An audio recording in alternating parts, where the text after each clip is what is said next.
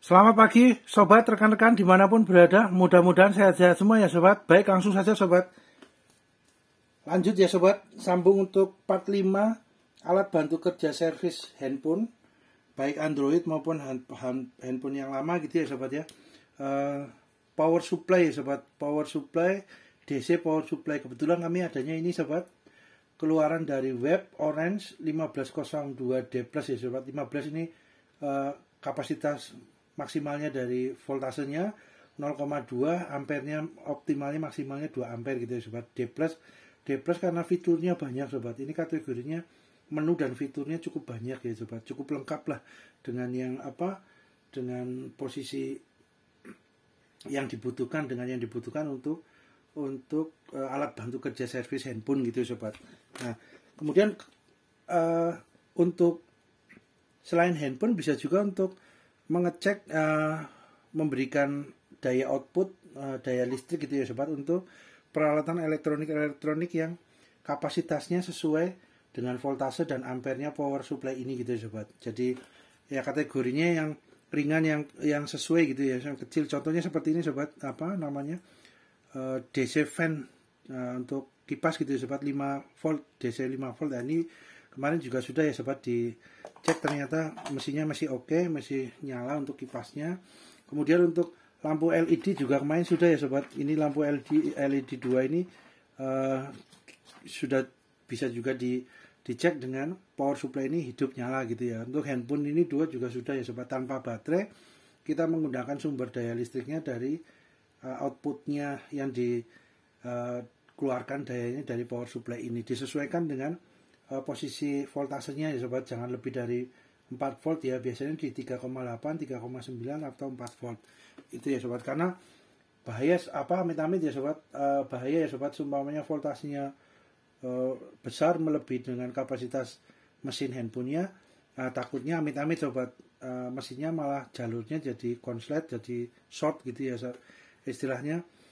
Jadi komponen-komponennya karena lebih besar daripada kemampuan komponen di dalam mesin handphone itu, jadinya rusak gitu ya sobat, kalau voltasenya melebihi dari kapasitas komponen di dalam mesin handphone. Biasanya cuma 4 volt gitu ya sobat. Nah, kalau seumpamanya untuk ini sobat, untuk kejut baterai gitu ya, untuk baterai yang mati suri itu baru di 12 volt ya sobat. Baterai yang mati suri, posisi sel-sel di dalamnya masih bagus, kita bisa kasih kejut baterai, istilahnya memberi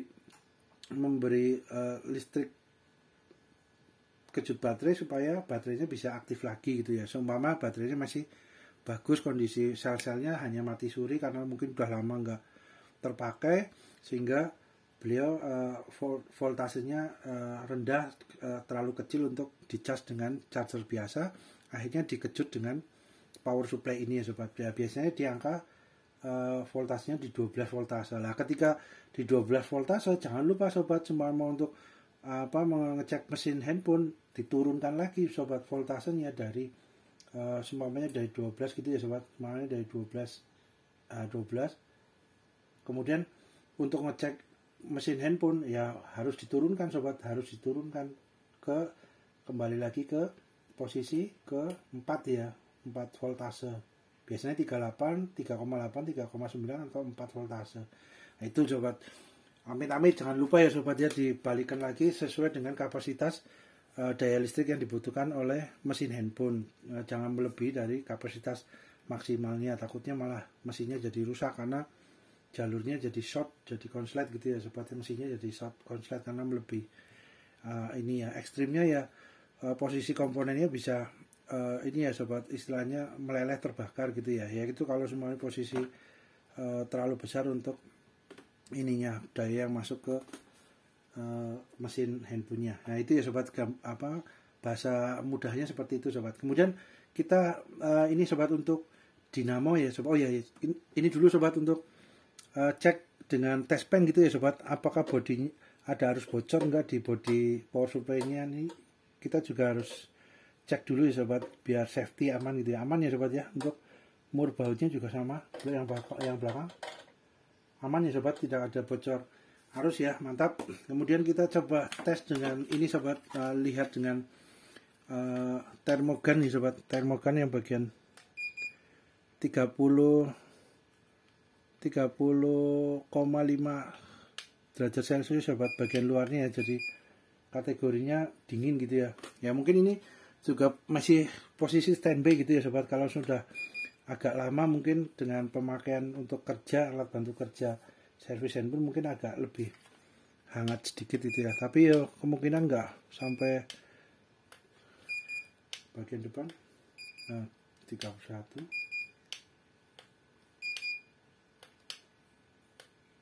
Ya sekitar 30-31 ya sobat. Ini bagian mesinnya kan di dalam ya. Kalau semua mau ini ya kita nanti tunggu ya sobat, ketika sudah kita gunakan untuk ini baru kita lihat lagi. Oke, kita coba untuk dinamo sobat. Jadi dinamo ini dinamo yang kecil-kecil ya sobat ya. Kita coba untuk lihat untuk ininya. Oh ya, ini posisinya. Sebentar sobat. Nah, seperti ini aja, langsung aja. Oke, kemudian kita pasang. Nah, hidup ya sobat. Nah. Oke, mantap. Kita coba yang sebelahnya sobat. Nah.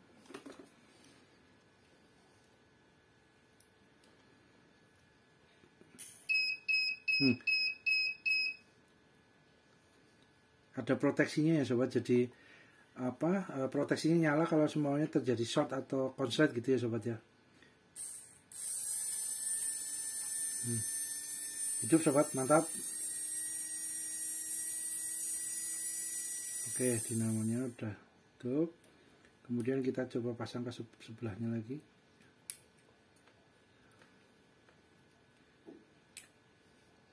Ini tadi proteksinya bunyi karena dinamo nempel, dua dinamo nempel sobat, jadi mungkin ngeground gitu ya, jadinya proteksinya hidup. Nah ini juga hidup sobat.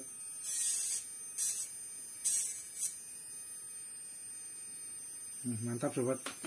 Nah ini kita coba ke ini sobat, sebentar, ini taruh dulu yang dua. Jadi prinsip kerjanya ampernya hampir mirip ya sobat ya, dengan bahasa yang sederhana hampir mirip dengan yang handphone gitu ya sobat. Kita coba dengan dinamo kecil ini sobat. Ini posisi dinamo, listrik masuk ke kumparan lilitan dari kawat tembaga itu, dinamo yang di dalam, kemudian menciptakan daya magnet yaitu ya daya magnet, kemudian ada magnet dua di luar di dalam dinamo ini untuk terjadi gaya tolakan magnet, akhirnya penggerak di dalam itu dinamonya berputar gitu ya, dan dinamo berputar disalurkan melalui gigi roda ini untuk menggerakkan mesin mainan anak atau barang elektronik yang membutuhkan dengan dinamo kecil ini gitu ya sobat. Nah kemudian ini ampernya kan posisinya stabil sobat, ketika beliau tidak ada beban, ampernya juga berapa ini, 2 strip ya sobat ya, 2 strip 1 2. Nah, itu posisinya segini itu sobat ya.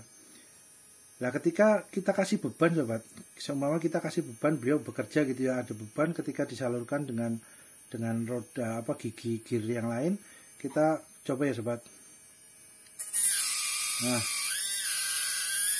Nah itu sobat, jadi ampernya juga naik karena beliau dikasih beban untuk rodanya roda giginya itu dikasih beban, seumpama ini ada beban untuk kerja di mesinnya gitu sobat.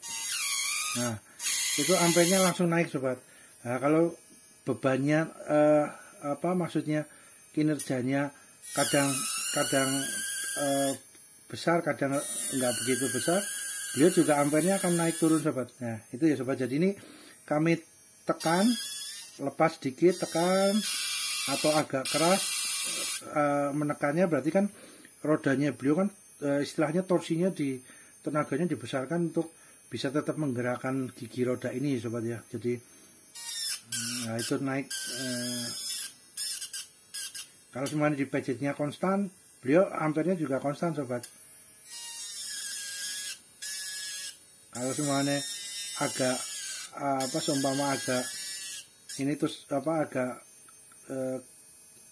beban kerjanya agak besar, terus kendor sedikit gitu, beliau juga akan goyang-goyang. Nah itu hampir mirip dengan handphone gitu ya sobat. Handphone atau peralatan elektronik yang lain, handphone juga kan beliau sistem kerjanya kan banyak lebih kompleks gitu ya sobat di dalam handphone itu. Nah, beliau kan ketika mesinnya bekerja untuk mensupport beberapa fungsinya gitu ya, seperti sinyal, seperti juga prosesornya, IMC-nya gitu ya sobat ya, atau komponen yang lain gitu ya, memorinya. Nah, beliau juga ampernya kan bergerak goyang-goyang sobat. Tapi ketika posisi sudah selesai untuk tugas yang diberikan di handphone itu, untuk telepon, untuk apa, beliau juga akan untuk browsing gitu ya. Browsing kan browsing di internet, di online itu kan beliau kan bekerja prosesornya, atau istilahnya kalau di komputer itu prosesornya gitu ya sobat. Komponennya kan akan bekerja untuk online, untuk mencari sinyal juga kan, untuk sinyalnya juga mencari sinyal wifi maupun sinyal dari kartu handphonenya gitu ya. Itu juga akan ampernya, jarumnya akan naik goyang-goyang. Nah, itu berarti juga menandakan hampir mirip dengan dinamo ini gitu ya sobat. Ketika ada beban kerja, beliau akan ampernya juga naik. Tapi ketika beban kerjanya sudah kerjanya sudah ringan, nggak begitu berat, beliau akan juga ampernya akan turun terus stabil gitu ya sobat. Ya ini gambarannya, bahasa sederhananya seperti itu sobat. Nah, oke, ini untuk dinamo udah mantap sobat. Kemudian dinamo kecil ya sobat ya, yang disesuaikan dengan ini. Nah, kita lihat sobat untuk ini sudah kerja hampir sama ya sobat ya, karena memang nggak begitu ya dingin kategorinya sobat, nggak istilahnya nggak sampai hangat. Juga ruangannya juga harus, ventilasinya juga sirkulasi udaranya juga harus lancar ya sobat. Jangan di tempat yang ventilasi udaranya tertutup, takutnya kan pengap. Terus beliau apalagi ada solder uap, ada solder manual kan ini ya sobat, jadi harus sirkulasi udara di ruangannya lancar sobat. Kemudian kita untuk ininya sobat, ampernya 19,8 ya sobat untuk high-nya. Untuk buat rata-ratanya 5,8, 5,4. Kemudian yang ampernya 0,069. Oke, kemudian kita coba untuk yang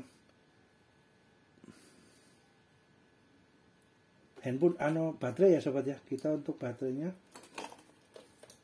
untuk outputnya sudah ya sobat. Jadi output ini posisi outputnya ininya di V out ya. Kemudian kita balikin lagi ke posisi 0 ya sobat. Oke, terus kemudian kita untuk voltase tes sobat. Nah, menu ini menggunakan kabel yang tes ini ya, bagian tes ini ya. Kalau yang sini kan bagian outputnya sobat ya. Baik, kita coba untuk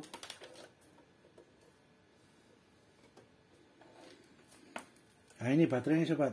Baterai untuk yang ini handphone gede ini ya. Nah, kita cek untuk apakah baterainya masih oke apa enggak, karena udah lama nggak digunakan juga sobat. Ini bagian kutub negatifnya sebelah sini, kutub positifnya sebelah pojok sini ya sobat ya. Jangan terbalik sobat.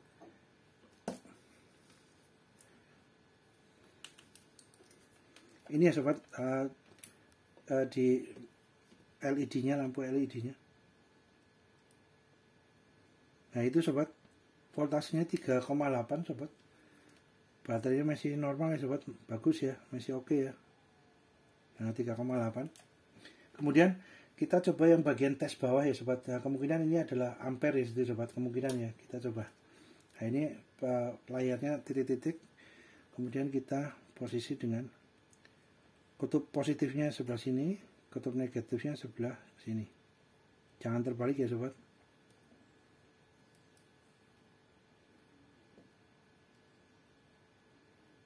Nah, ampernya kosong sobat. Hanya voltasenya, ampernya kok nggak bergerak ya. Nah, ini coba kita yang lainnya sobat ya. Ini sudah untuk baterai yang ini sobat, ini masih baru sobat, yang ini masih baru muncul untuk ininya, untuk yang tes bagian bawahnya.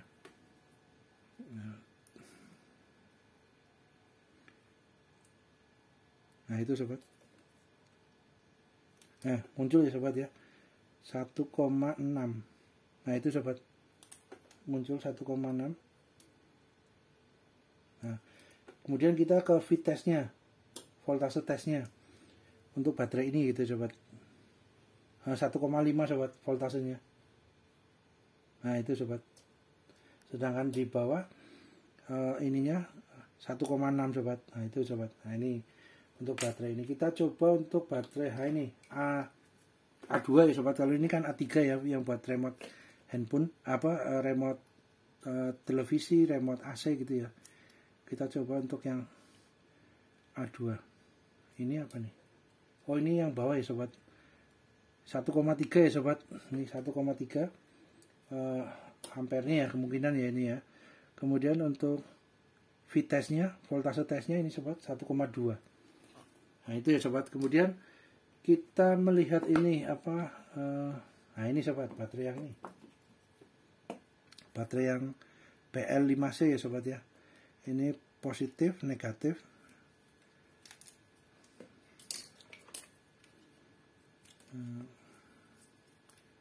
Nah ini berarti ini dulu sobat. Nah ini negatif, ini positif. Wah ini sobat, voltasenya hanya 1 sobat. Baterainya kemungkinan ini kalau semuanya nggak bisa dicas dengan charger biasa gitu ya, desktop atau charger biasa, kita coba kejut dengan 12 volt gitu ya sobat. Harapannya masih hidup ya, masih selnya masih bagus gitu ya, sel-sel baterainya masih oke. Kita coba untuk bawah sobat, untuk 0,1 juga sobat.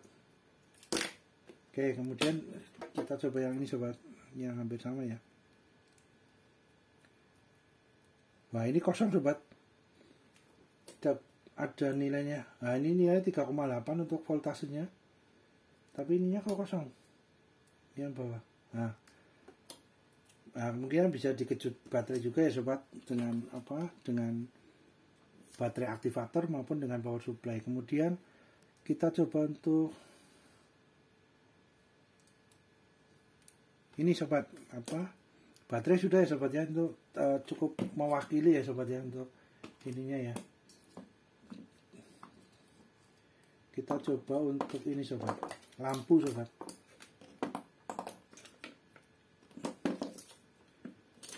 Atau baterai yang ini ya sobat, kita coba satu gitu ya, untuk kutub negatif positifnya. Enggak, tulisannya kecil ya sobat. Ini biasanya, sebentar sobat, kita coba dulu ya. Ada tulisannya positif negatifnya enggak? Atau yang ini agak panjang. Negatif positifnya terlihat.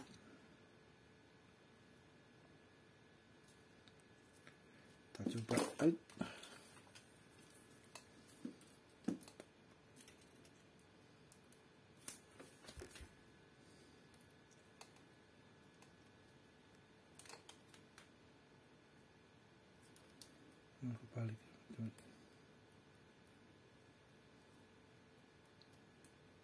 Kosong sobat.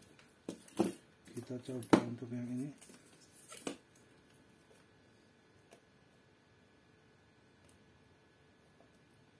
Oke.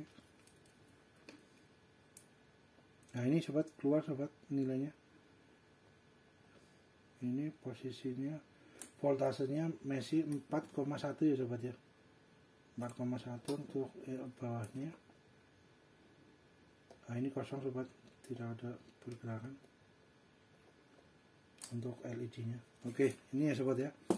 Kemudian kita coba yang ini baterainya memang sudah banyak yang error sobat. Baterai ini baterai sudah digunakan aktivator baterai juga nggak mau sobat. Jadi memang sel baterainya kemungkinan sudah almarhum gitu ya sobat.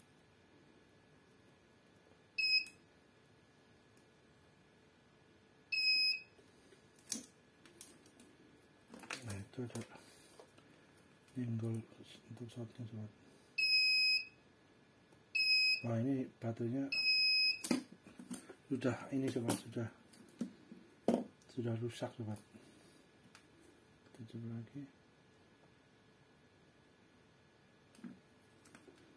Ini untuk voltasenya. Nah, ini juga sama sobat, sudah rusak juga baterainya. Kemungkinan sudah rusak ya sobat. Nah, itu voltasenya kecil sekali sobat, hanya 0,7 sobat. Baik, kemudian ini ya sobat, kita untuk lampu sobat, lampu LED gitu ya. Untuk lampu LED.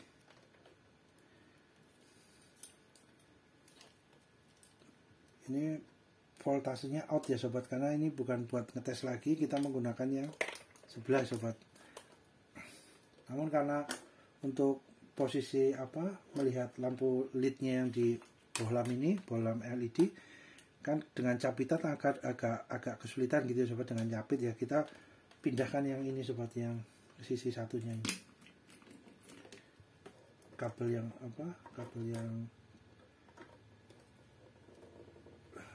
bentuknya ini. Oke. Kita coba di berapa sobat, di 4 ya, kita coba di 4 ya sobat, disamakan dengan handphone gitu ya. Kita coba untuk lampunya nyala apa enggak. Untuk LED nya ini jadi bohlamnya kemungkinan sudah bohlamnya ini posisi mati gitu ya sobat ya. Nah, kami lihat ini ada posisi LED yang ada dotnya hitam sobat. Biasanya kalau LED ada dotnya hitam seperti ini, lampu LED kecil-kecilnya ini biasanya yang sudah rusak, sudah mati ini sobat. Nah, kalau yang lainnya kita coba cek ya sobat. Nah, ini bohlam ini seumpama komponen di dalamnya masih oke gitu ya sobat. Kumparannya liliter masih oke, jalurnya kelistrikannya masih oke gitu, jalur listriknya, daya listriknya masih oke. Nah, lampu LED-nya juga yang lain masih oke. Hanya satu ini sobat. Nah, ini tinggal diganti dengan lampu LED yang baru yang sebelah satu ini aja, kemungkinan akan bisa hidup gitu ya sobat ya. Karena biasanya rangkaiannya kan saling nyambung untuk jalur listriknya. Ketika satu mati berarti jalur listriknya tidak bisa tidak terhubung gitu ya sobat. Jadinya akhirnya bohlamnya diindikasikan mati gitu ya sobat ya. Jadi ini kita coba ya sobat untuk lampu LED-nya, LED-nya.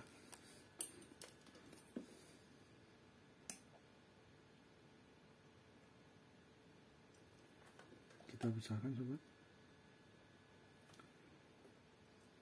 Nah, ini sobat, posisi 6 atau 5 ya, 5 volt, kita posisi 5 volt. Masih terlalu kecil sobat, lampunya nyalanya kecil. Kalau 4 nyala tapi lampunya kecil banget, ininya untuk lampunya di angka 6 voltase, atau coba kita 5 sobat, 5,5.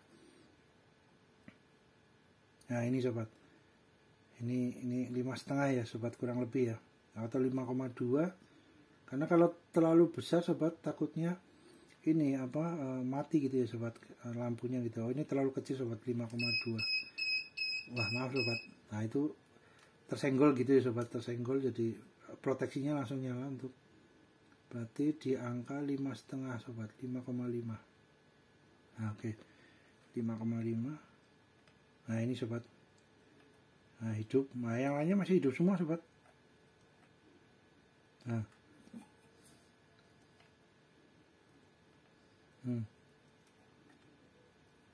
Coba kita di 5,7, 5,8. Nah, 5,8. Nah, lebih terang sobat.